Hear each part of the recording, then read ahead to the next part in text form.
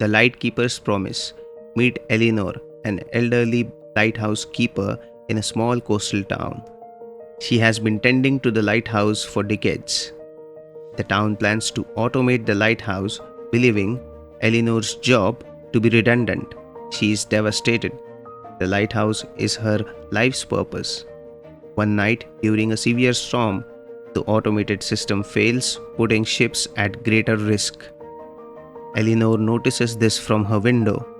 Despite her age and terrible weather, Eleanor braves the storm, reaching the lighthouse with her old trusty lantern. She manually lights the lighthouse, guiding the ships safely to shore. The town is awakened to her unwavering dedication. After this incident, the town people rally to keep Eleanor as the lighthouse keeper.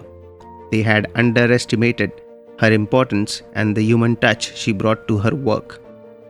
The town decides to retain Eleanor as the lighthouse keeper, valuing her experience and commitment over automation.